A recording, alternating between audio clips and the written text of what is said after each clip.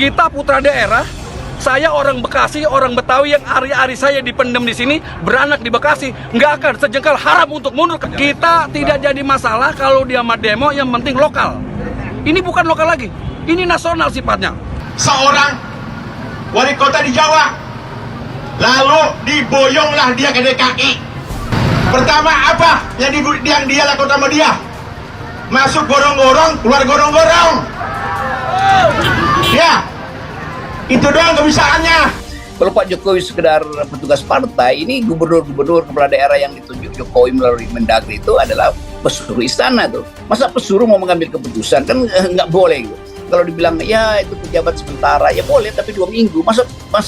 Masa jabatan sementara itu 2,5 tahun. Jadi separuh dari pemilu seseorang memerintah tanpa mandat rakyat. Jadi ngapain dia ngatur-ngatur Anies di situ kalau dia nggak dapat mandat dari rakyat?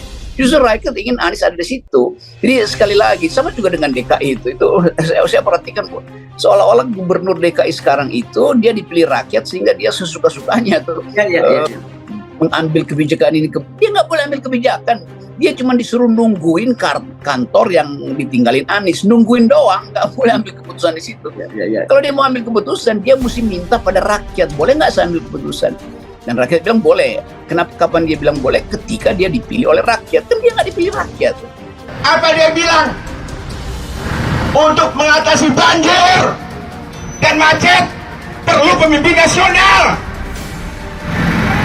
Ya, makanya 2 tahun dia pindah jadi presiden, tidak bertanggung jawab. Seharusnya 5 tahun. Goblok. Akhirnya apa? Warga Jakarta jadi dipecah belah. Karena apa? Diserahin sama si Ahok, muka comberan. Jadi dia tidak bertanggung jawab. Nah sekarang sudah jadi presiden ngomong lagi, gak bakalan bisa tuh Jakarta.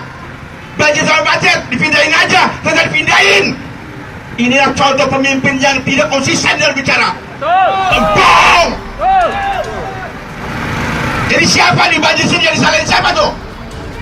Jangan nyalain si Anies, nyalain yang ngomong itu tuh. Biar dia omong pembohong. Itu namanya pemimpin tidak bertanggung jawab. Kita disuruh move on masalah pilpres, tapi dia belum move on. Setan semua tuh. Bukan orang itu namanya tuh.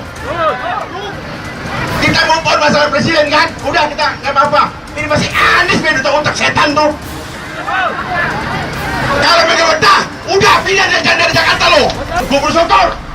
Kalau perusahaan orang ini pindah Sanugi. Demokrasi Indonesia itu kok buruk sekali ya.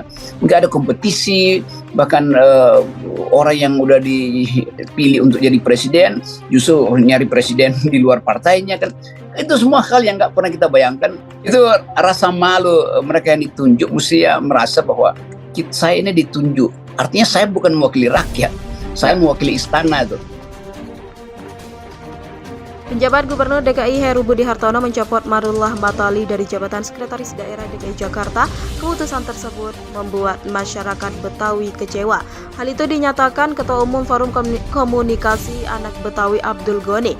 Menurutnya dengan mencopot Marullah Heru berarti tidak lagi menghargai anak Betawi. Anggota fraksi Gerindra DPRD DKI ini menilai Heru tak boleh semena-mena dalam mengambil keputusan sama sebagai putra Betawi dan juga Ketua Umum Forkabi kecewa sama Heru. Heru tidak boleh semena-mena, harus ada etika. Saya tersinggung, demikian ujar Goni dalam keterangannya dikutip dari suara.com pada Senin 5 Desember 2022. Menurutnya sejak era gubernur sebelumnya seperti Joko Widodo, Basuki Cahayapurnama alias Ahok, Jarod Saiful Hidayat hingga Anies Baswedan, jabatan Sekda DKP Jakarta selalu diisi oleh putra Betawi. Heru harusnya punya etika dan tata krama, ini sama saja.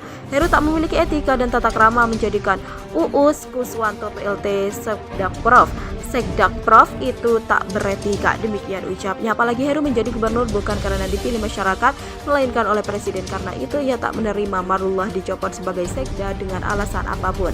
Ini merupakan penghinaan bagi warga Betawi.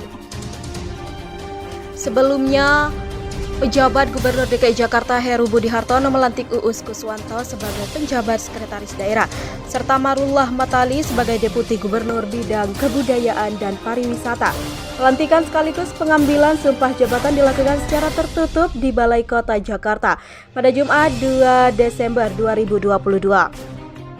Bahkan awak media tidak diperkenankan untuk mendekat ke Balai Agung tempat pelantikan dilaksanakan. Dalam keterangan resmi, Heru menjelaskan pelantikan dan pengambilan sumpah jabatan ini sebagai langkah Pemprov DKI Jakarta dalam mengupayakan optimalisasi pelayanan kepada masyarakat. Heru pun turut menyampaikan terima kasih sekaligus apresiasi atas kinerja Marullah Matali yang sebelumnya telah menuntaskan tugas sebagai Sekda DKI Jakarta. Hampir selama 2 tahun sejak awal tahun 2021 kami mengapresiasi dan berterima kasih kepada Bapak Marullah Matali atas kinerjanya, pengorbanannya dalam memimpin ASN di DKI Jakarta. Semoga amanah baru ini bisa semakin mengoptimalkan pelayanan kita kepada masyarakat. Demikian ujar Heru. Selanjutnya Heru juga berharap kepada PJ Sekda DKI Jakarta yang dilantik Uus Kuswanto bisa menjalankan tugas jabatan tersebut dengan etos kerja profesional yang penuh rasa tanggung jawab serta menjaga integritas. Semoga dengan amanah baru ini Pak Uus bisa bekerja dengan baik dan menjaga integritas, saling bersinergi sehingga kita semakin bagus dalam menjalankan tugas sebagai abdi negara. Demikian pungkas Heru. Perlu diketahui, Marullah Matali dilantik sebagai Sekda DKI Jakarta sejak 18 Januari 2021. Surat pengambilan sumpah jabatan tersebut tertuang dalam Keputusan Presiden Nomor 139 TPA tahun 2022 tentang pengertian dan pemberhentian dan pengangkatan dari dalam jabatan pimpinan tinggi media di lingkungan pemerintah Provinsi DKI Jakarta. Lalu pelantikan ini juga merujuk kepada Surat Menteri Dalam Negeri perihal persetujuan pengangkatan penjabat sekretaris daerah Ibu Kota Jakarta serta Keputusan Gubernur Daerah Khusus Ibu Kota Jakarta Nomor 1174 tahun 2022 tentang pengangkatan sebagai penjabat sekretaris daerah Provinsi Daerah Khusus Ibu Kota Jakarta. Selain itu, pergantian pejabat membutuhkan waktu yang cukup lama sebab harus melalui proses evaluasi, seleksi, hingga menunggu dikeluarkannya surat keputusan. Bahkan jika ada kekosongan jabatan harus dilaporkan. Itu cukup lama karena harus melalui evaluasi, jadi tidak main gonta-ganti. Kalau kosongnya harus dilaporkan, memakan waktu karena harus ada seleksi. Kalau rotasi boleh juga, tapi itu ada waktu evaluasi. Dulu tentang apa masalahnya, ada kasus apa, demikian kata Johan. Kalau untuk evaluasi paling tidak membutuhkan waktu sekira prosesnya 1 bulan. Kalau evaluasi nanti ketemulah bahwa ini harus izin, apalagi proses izin sekira 2 minggu baru keluar SK-nya, demikian ujarnya. Selain itu, pergantian pejabat membutuhkan waktu yang cukup lama sebab harus melalui proses evaluasi, seleksi, hingga menunggu dikeluarkannya surat keputusan. Bahkan jika ada kekosongan jabatan harus dilaporkan. Itu cukup lama karena harus melalui evaluasi, jadi tidak main ganti-ganti. Kalau kosong harus dilaporkan, memakan waktu karena harus ada seleksi. Kalau rotasi boleh juga, tapi itu ada waktu evaluasi dulu tentang apa masalahnya, ada kasus apa, demikian kata Johan.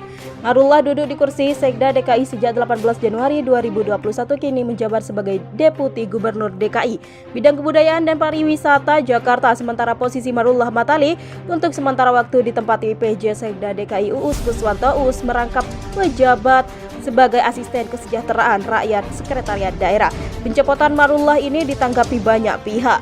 Ada buzzer yang membela Heru, katanya justru Marullah sekarang posisinya strategis karena jadi Deputi Gubernur.